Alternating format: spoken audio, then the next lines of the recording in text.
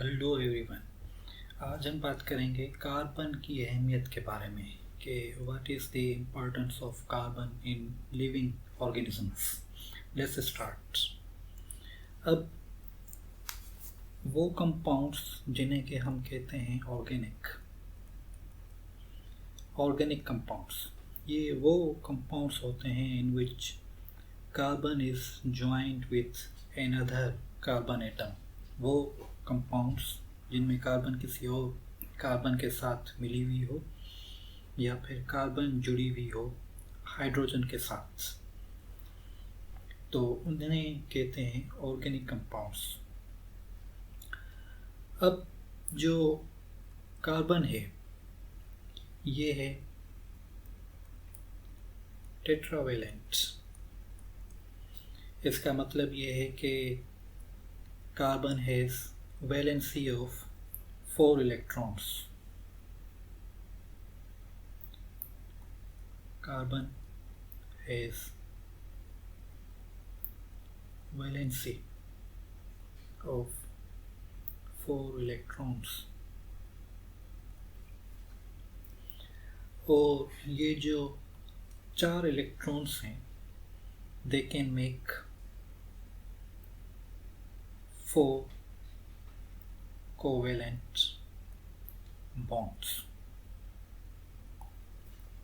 Carbon के पास 4 electrons हैं और ये जो 4 इलेक्ट्रॉन्स हैं they can make 4 covalent bonds.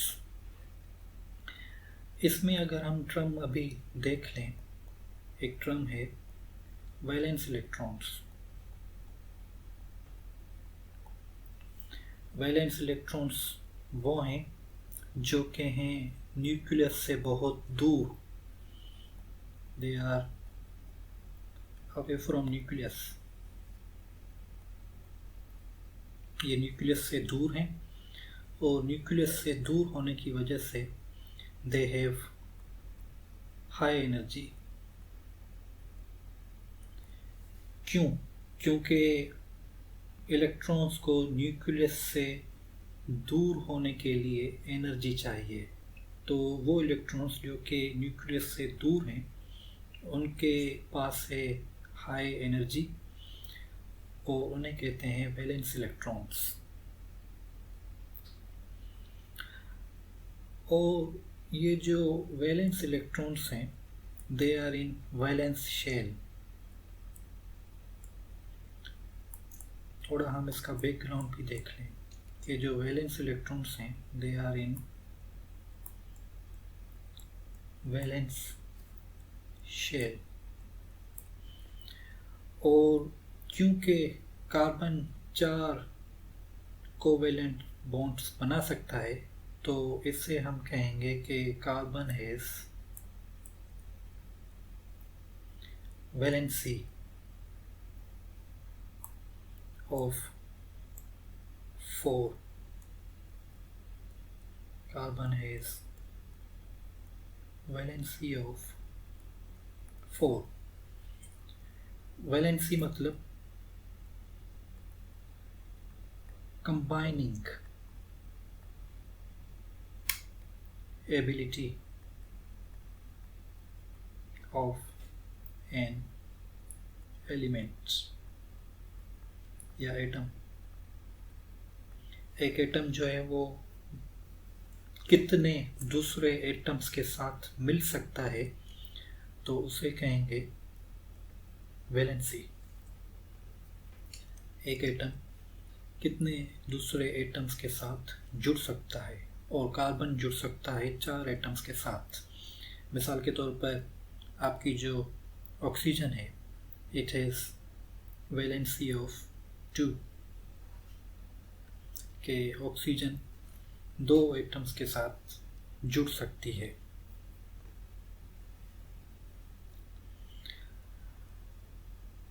अब जब कार्बन 4 बॉन्ड्स बनाता है तो कार्बन को कहते हैं, कार्बन बनाएगा एक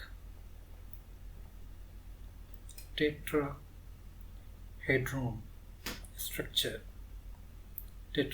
स्ट्रक्चर जिसमें के ईच फर्ज करें कि hydrogen atom is at one end, ये है 2D स्ट्रक्चर।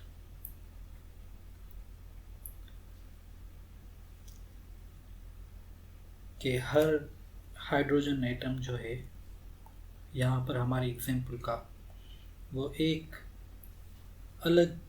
अलग सिमत में है। तो ये है tetrahedron.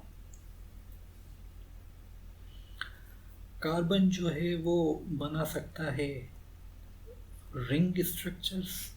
Carbon can form rings, carbon can form branches, या फिर कार्बन जो है वो एक लीनियर स्ट्रक्चर भी बना सकता है,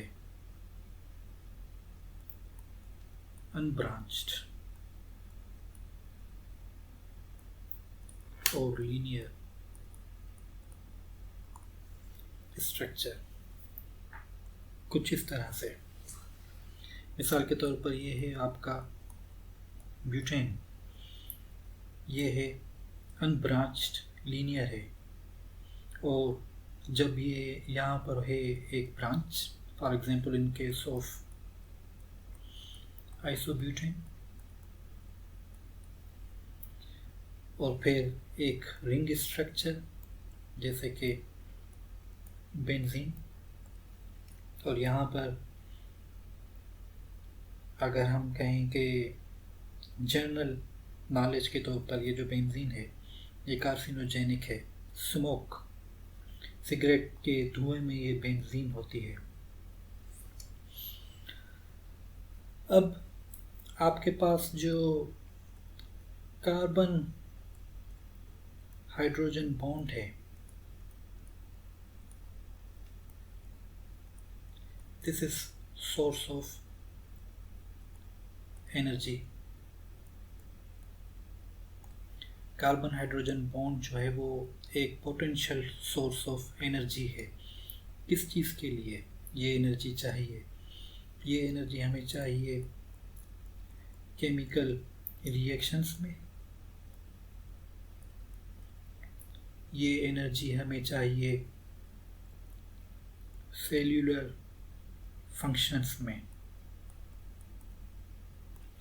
मिसाल के तौर पर आपका जो ग्लूकोज है C6H12O6, जब ग्लूकोज ब्रेक डाउन होता है तो तकरीबन it will make 30 ATP molecules. तो ये जो एनर्जी आ रही है ये आ रही है by the break down of carbon hydrogen bond. इसके अलावा अगर कार्बन जुड़ी हुई है ऑक्सीजन के साथ,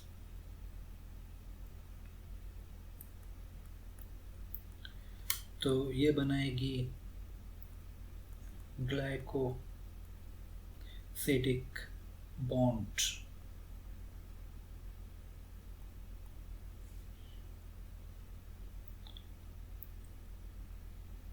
कोई कंपाउंड है, फॉर एग्जांपल ग्लूकोज का एक कार्बन एटम दूसरे ग्लूकोज के कार्बन एटम के साथ जुड़ा हुआ है ऑक्सीजन के साथ, ऑक्सीजन के ज़रिए, तो ये है आपकी ग्लाइकोसिडिक बॉन्ड।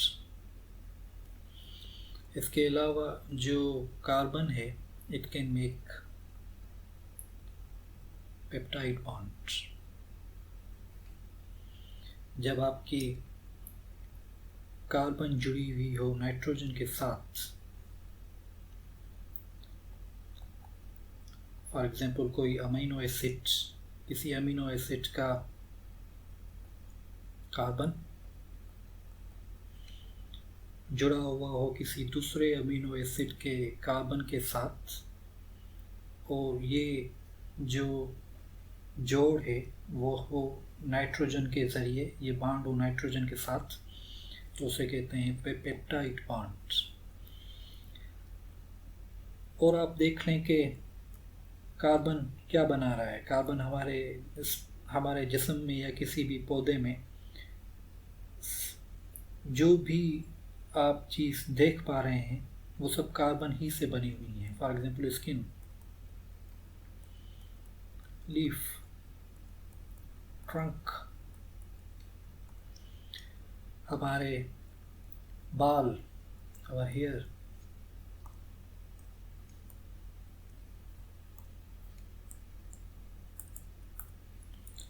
मसल्स, ये सब जो हैं वो कार्बन स्ट्रक्चर ही हैं।